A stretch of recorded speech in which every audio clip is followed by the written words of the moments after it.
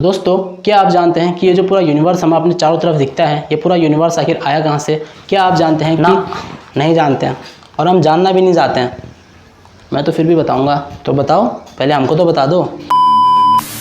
तो दोस्तों, क्या आपने कभी सोचा है कि जो भी हमें अपने चारों तरफ दिखता है, ये पूरा एटमॉस्फेयर, ये पूरी पृथ्वी, या फिर यूँ कहें कि हमारा सोलर सिस्टम, हमारी गैलेक्सी, आखिर ये सारा कुछ आया कहाँ से है? जी हाँ दोस्तों, आप बिल्कुल सही सोच रहे हैं। सबसे फेमस थ्योरी जो इस दुनिया की है वो है big bang theory. Big bang theory ही वो थ्योरी है जहाँ से हमें अपने यूनिवर्स के ऑरिजिन का राज पता चलता है। हमें पता चलता है कि हमारा ऑरिजिन, जो हमारा यूनिवर्स है, उसका ऑरिजिन आखिर आया कहाँ से, उसकी जो मेन उत्पत्ति हुई थी वो आखिर हुई कहाँ से थी। तो दोस्तों, आज के इस वीडियो में हम बात करने वाले हैं बिग बैंग थ्योरी के बारे में।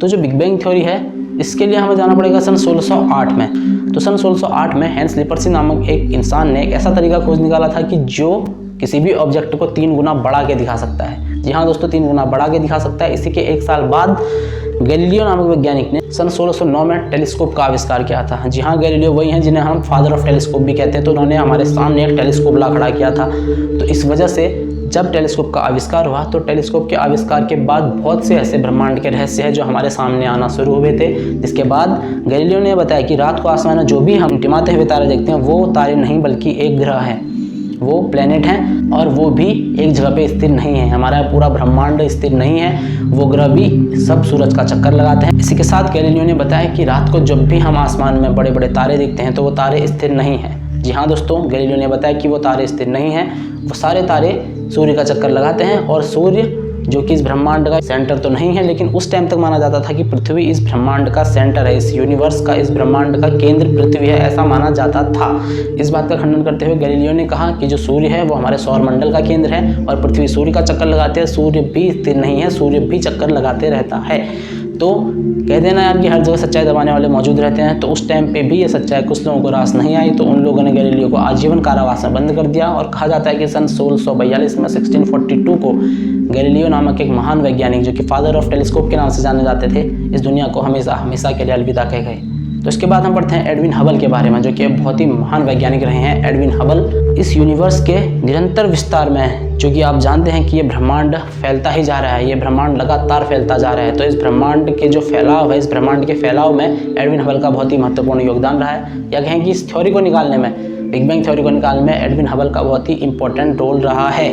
तो इस ब्रह्मांड के निरंतर विस्तार के जो प्रूफ हैं, उसको जुटाने के लिए एडविन हबल का योगदान बहुत ही ज़्यादा बड़ा है। क्योंकि जो ब्रह्मांड का निरंतर विस्तार हो रहा है और अंतरिक्ष में जो सूक्ष्म तरंगों की उपस्थिति है, इसका पता लगाने के लिए एडविन हबल ने एड़ी चोटी का जोर लगा दिया था। जी हाँ दोस्तों, एडविन हबल ने रातों रात टेलीस्कोप की सहायता से अंतरिक्ष में देखकर ये पता लगाया कि अंतरिक्ष में जो दिखने वाले बादलों का समूह है, आखिर वो असल में है क्या।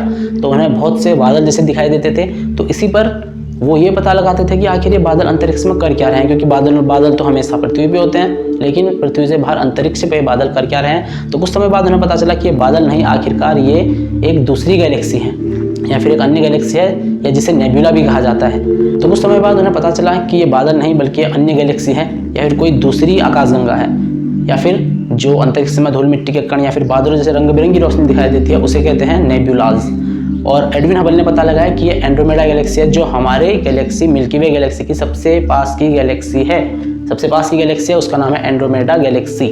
इसी से हमें पता चला कि इस पूरे यूनिवर्स में हम अकेले तो बिल्कुल भी नहीं हैं। इस पूरे यूनिवर्स में हम अकेले बिल्कुल नहीं हैं, क्योंकि हमारा जो ब्रह्मांड है वो हर पल फैलता जा रहा है, हर पल फैलता और फैलता ही जा रहा है। और इसके बाद सन 1964 में निकल के आते हैं तो ऐसे वैज्ञानिक आर्नो पेंजियाज और रॉबर्ट विल्सन, जो कि एक तरह के रेडियो टेलीस्कोप पर काम कर रहे थे। जी हाँ दोस्तों, रेडियो टेलीस्कोप जो कि अंतरिक्ष से आने वाली जो भी रेडिएशन है उनको कैप्चर कर लेता है।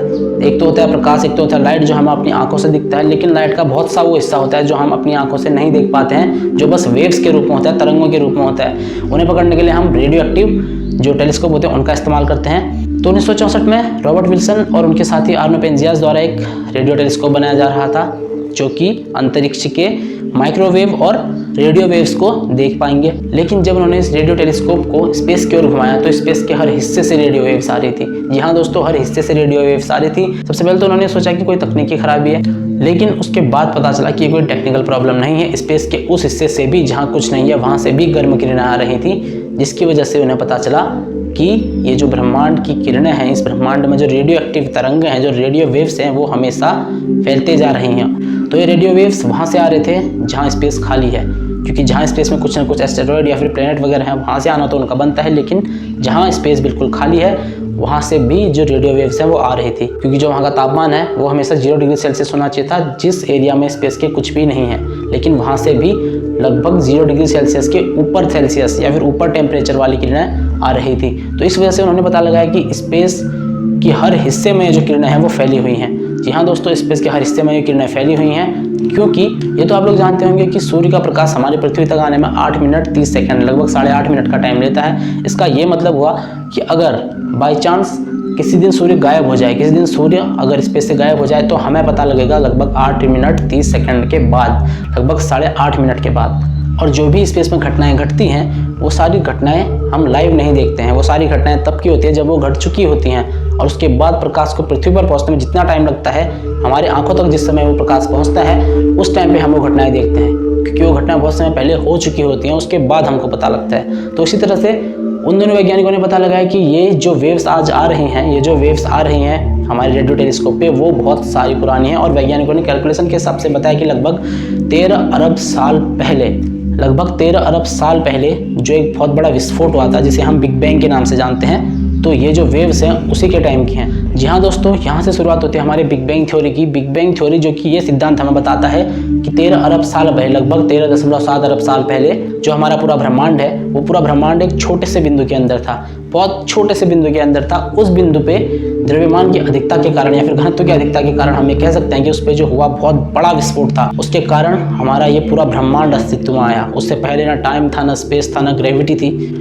उस छोटे से पॉइंट में बहुत बड़े विस्फोट के बाद जो बची एनर्जी थी वो पूरी एनर्जी ब्रह्मांड में फैल रही थी, और आज तक ये माना जाता है कि हमारा ब्रह्मांड हमेशा फैलते ही जा रहा है। इसके साइंटिफिक प्रूफ भी मिल चुके हैं कि हमारा ब्रह्मांड फैलते ही जा रहा है, लगातार फैलते जा रहा है। उसी बिंदु से पूरे ब्रह्मांड की जो रचना है उसको हम कहते हैं बिग बैंग थ्योरी, और ये बिग बैंग थ्योरी हमको बताती है कि हमारा समय, हमारा टाइम, जो हमारा ग्रेविटी है या फिर हमारा प्लैनेट, हमारा यूनिवर्स, हमारे जो भी गैलेक्सीज हैं वो सारे आखिर अस्तित्व में कैसे आए। तो उस विस्फोट के बाद पूरे ब्रह्मांड की जब संरचना हुई तो इतनी ज़्यादा मात्रा में टेम्परेचर, इतना ज़्यादा तापमान और इतनी ज़्यादा मात्रा में एनर्जी पूरे ब्रह्मांड पे फैल रही थी। जब चारों ओर का वातावरण धीरे धीरे ठंडा होने लगा तो तब जाके अस्तित्व में आया गुरुत्वाकर्षण बल, यानी कि ग्रेविटेशनल फोर्स।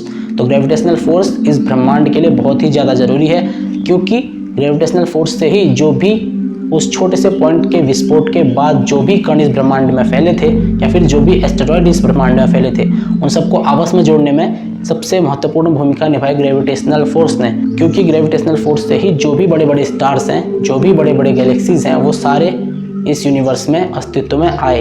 इसके बाद धीरे धीरे निर्माण हुआ हमारे सूर्य का, हमारे सोलर सिस्टम का, या फिर कहें हमारे जो प्लैनेट्स हैं, हमारे जो ग्रह हैं, उनका धीरे धीरे निर्माण हुआ।